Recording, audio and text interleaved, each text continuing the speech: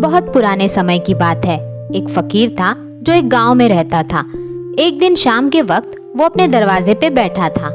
तभी उसने देखा कि एक छाया वहां से गुजर रही है। फकीर ने उसे रोककर पूछा, कौन हो तुम? छाया ने उत्तर दिया, मैं मौत हूँ और गांव जा रही हूँ, क्योंकि गांव में एक महामारी आने वाली है। छाया के इस उत्तर से फकीर उदास हो गया और पूछा, कितने लोगों को मरना होगा इस महामारी में? मौत ने कहा, बस 1000 लोग। इतना कहकर मौत गांव में प्रवेश कर गई। महीने भर के भीतर उस गांव में महामारी फैली और लगभग 30,000 लोग मारे गए। फकीर बहुत दुखी हुआ और क्रोधित भी कि पहले तो सिर्फ इंसान धोखा देते थे, अब तो मौत भी धोखा देने लगी।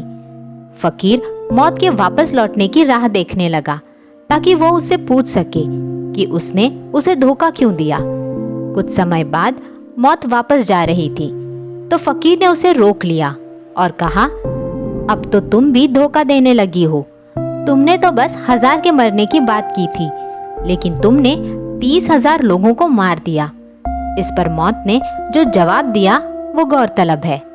मौत ने कहा, मैंने तो बस 1000 ही मारे हैं, बाकी के 29,000 लोग तो डर से मर गए। उनसे मेरा कोई संबंध नहीं है। दोस्तों, ये कहानी मनुष्य मन का शाश्वत रूप प्रस्तुत करती है। मनोवैज्ञानिक रूप मानव मन पर मौत से कहीं ज्यादा गहरा प्रभाव डर डालती है। डर कभी बाहर से नहीं आता, बल्कि यह अंदर ही विकसित होता है। इसीलिए कहते हैं, मन के हारे हार है, मन के जीते जीत।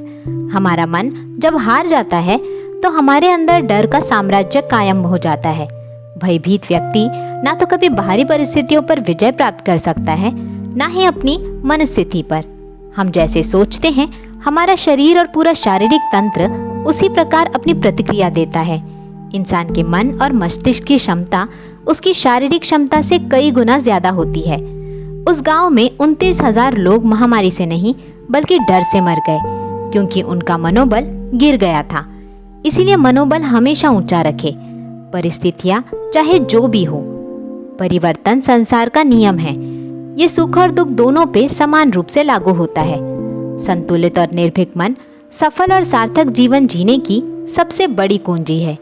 इसीलिए हमेशा संतुलित रहने की कोशिश करें। एक कहावत है, इंसान को सिर्फ एक ही व्यक्ति हरा सकता है और वो है इंसान खुद। एक सजग इंसान के लिए हताशा और निराशा कभी कोई विकल्प नहीं हो सकता।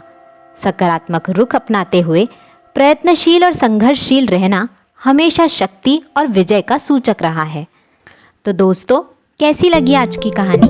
कमेंट करके जरूर बताएं और लाइक, शेयर, चैनल को सब्सक्राइब करना ना भूलें।